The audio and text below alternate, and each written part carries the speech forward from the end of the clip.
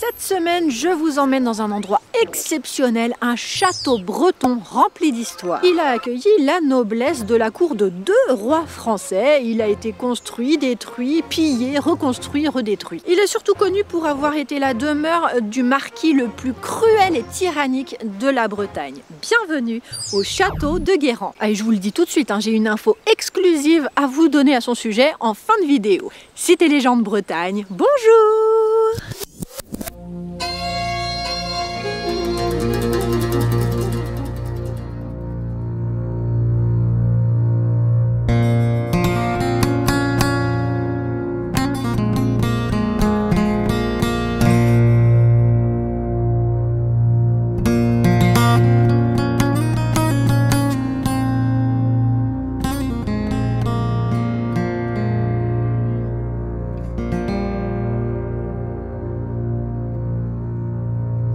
Je vous accueille aujourd'hui à Plouégat-Guérande, commune du Finistère Nord, en baie de Morlaix, pays du Trégor. Plouégat-Guérande est composé des mots plou, qui veut dire paroisse en breton, et égat, qui est un saint breton dont on ne connaît absolument pas du tout l'histoire. Donc, on l'a remplacé par un saint catholique reconnu par l'Église, qui a un nom qui ressemble à Égat, Saint Agapi. Et enfin, Guérande, qui est le nom de la grande seigneurie locale à l'époque où ça existait encore. À Plouégat-Guérande, qui dit seigneurie, dit forcément château, et ici est un domaine privé. C'est pourquoi je suis très heureuse de pouvoir vous ouvrir les portes de ce qui fut jadis le plus grand château de Bretagne.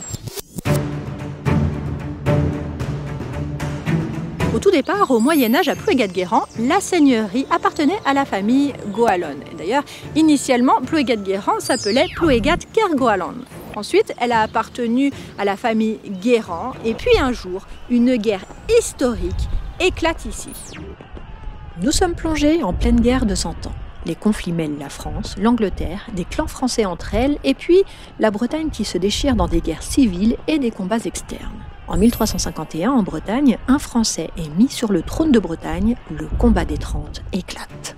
30 pro-français, soutiens de Charles de Blois, neveu du roi de France et tenant du titre de duc de Bretagne, se bagarrent contre 30 pro-bretons, soutiens de Jean III de Montfort, héritier légitime de la couronne bretonne, mais emprisonné par les Français. À ce moment-là, il a 12 ans.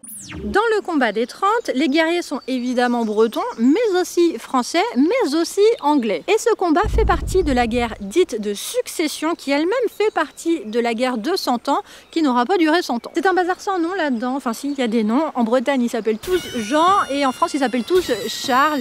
C'est un conflit historique que je vous raconterai bientôt en vidéo. Et si vous voulez y piger quelque chose, abonnez-vous. On est sur de la réclame de qualité là. Le combat des 30 est gagné par les pro-français de Charles de Blois qui reste duc de Bretagne. Mais Jean III de Montfort finira par accéder au trône breton plus tard pendant la guerre de succession et se nommera Jean IV de Bretagne.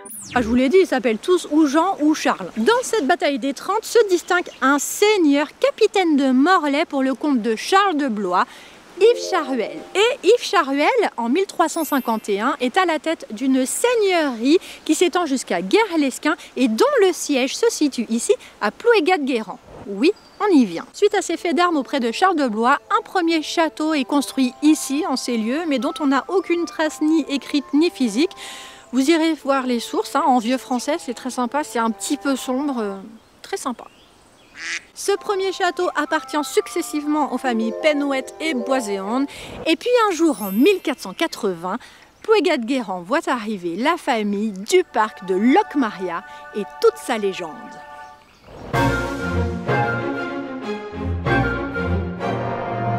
À la toute fin du Moyen-Âge, en 1480, la famille du parc de Locmaria, dont on voit les armoiries ici gravées, s'installe et c'est eux qui vont nous intéresser parce que c'est eux qui auront un lien avec ce château et sa légende.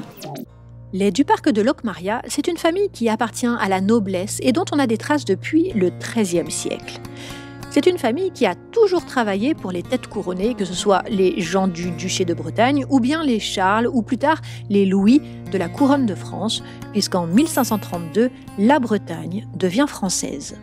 Tout va bien à Plouégat-Guérande pour la famille du parc jusqu'au jour où, en 1592, le grand méchant et redouté Guy Hédert de la Fontenelle prend le château et le pille. Les Duparc se réfugient ailleurs et nous perdons la trace du château de Plouégat-Guérand. Dans la famille Duparc au XVIIe siècle, je demande le père. Il s'appelle Vincent Duparc et attention, c'est là que la légende commence. Vincent Duparc de Locmaria est maréchal des camps et armées du roi, capitaine de la garde des mousquetaires aux ordres du cardinal de Richelieu, lui-même principal ministre du roi Louis XIII. Vincent Duparc vit quelque part en baie de Morlaix, comme toute sa famille avant lui, lorsqu'il n'est pas auprès des gendarmes du roi. Le roi, paraît-il, est tellement content des services de Vincent Duparc qu'il le nomme marquis en 1637. Avec son titre de noblesse, le roi lui accorde des terres en plus autour de Plouégat-Guérand et on lui fait construire un château somptueux à la hauteur de son rang. La seigneurie se transforme en marquisat, Plouégat-Guérand joue dans la cour des grands.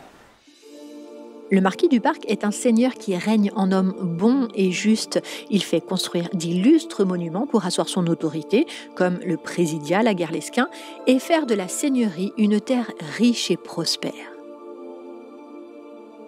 En 1647, Vincent Duparc et sa femme, Claude de Névet, donnent naissance à un mignon petit bébé, un fils qu'ils nommeront Louis-François.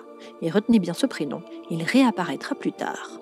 Vincent Duparc meurt en 1669 à 59 ans et, dans son testament, il demande à faire construire un hôpital pour les pauvres qui se trouve à l'emplacement de l'actuelle mairie de la commune.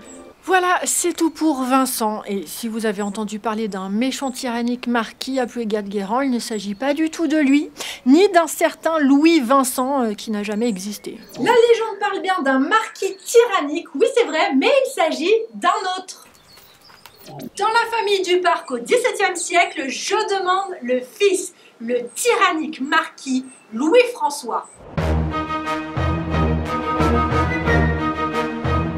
Louis-François Duparc a 22 ans lorsque son père décède et il n'a rien à lui envier finalement car avec une éducation noble vouée aux armes et à la couronne française, il travaille au service du roi de France, Louis XIV, et ça, c'est la classe. Ah, c'est tellement la classe que Louis-François en oublie même jusqu'aux valeurs de bravoure et d'honneur de la famille. En 1680, le marquisat lui appartient et lorsqu'il rentre à Plouégat-Guérand, c'est pour sombrer dans la débauche, la méchanceté, la barbarie. Le château de Guérand, à cette époque, se situe dans un domaine de 125 hectares et, paraît-il, ces jardins sont conçus par André Le Nôtre, qui n'est autre que le jardinier de Louis XIV. C'est lui qui est à l'origine des légendaires jardins de Versailles. Et de Plouégat-Guérand, donc. D'après les sources, Louis-François Duparc est qualifié de haut et puissant seigneur, chevalier des ordres et lieutenant général des armées du roi. Il émerveille Louis XIV lui-même et Madame de Sévigné par ses passe-pieds habiles venant de Bretagne. De quoi perdre pied finalement, Louis-François entrera dans l'histoire à travers une guerse bretonne, collectée et traduite par Théodore Hersart de la Villemarqué dans un ouvrage célèbre, le Barzaz-Braise, et ce ne sera ni pour ses faits d'armes, ni pour ses pas de danse à la cour du roi. Le Barzaz-Braise précise bien qu'il s'agit de Louis-François. Il est écrit qu'il est le fils de Claude de Névet et de Jean Duparc au lieu de Vincent. C'est une erreur due à la transmission de l'histoire à l'oral. On aura confondu le prénom Jean avec celui de Vincent au fil des veillées bretonnes. Et je ne soulève pas la polémique liée au Barzaz-Braise, on en parlera plus tard en vidéo. Voici donc l'extrait qui parle de leur fils Louis-François. Possesseur du marquisat à cette époque, riche, violent et livré à lui-même, le jeune Louis était la terreur de la paroisse et désolait sa mère, dont les larmes et les prières ne pouvaient rien sur lui. On dit que, lorsqu'il sortait, la bonne dame courait elle-même sonner la cloche du château pour donner l'alarme au canton. C'était chaque jour de nouvelles violences de la part de son fils et des récriminations nouvelles du côté des habitants du pays. Les choses en vinrent au point qu'elle se vit forcée de lui faire quitter la Bretagne. Voici à quelle occasion.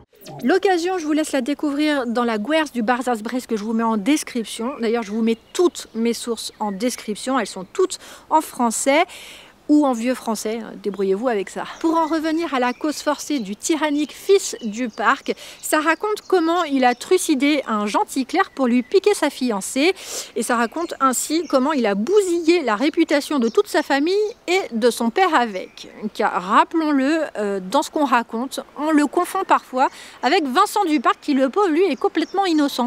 Louis-François Duparc meurt en 1709, la lignée perdure jusqu'en 1769 au château de Guérand et ensuite on perd sa trace.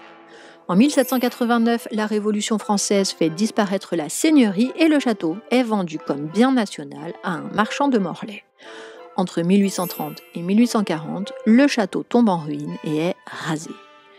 Milieu du 19e, tout début 20e siècle, selon les sources, le château est reconstruit de manière plus moderne et c'est cette face qui témoigne de l'architecture de cette époque que l'on peut encore voir aujourd'hui. Il appartient alors à des particuliers qui en font une ferme, des habitations, des chambres d'hôtes.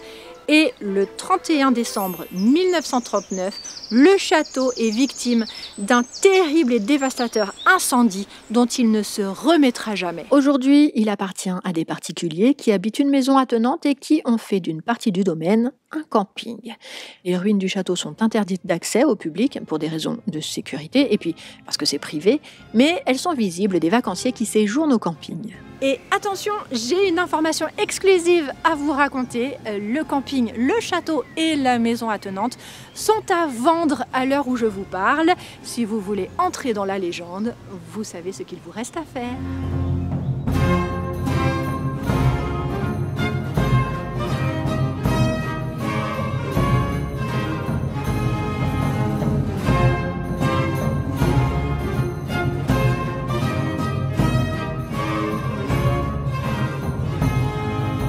Je remercie les propriétaires du château de m'avoir autorisé à entrer dans ce lieu magique pour vous le faire découvrir.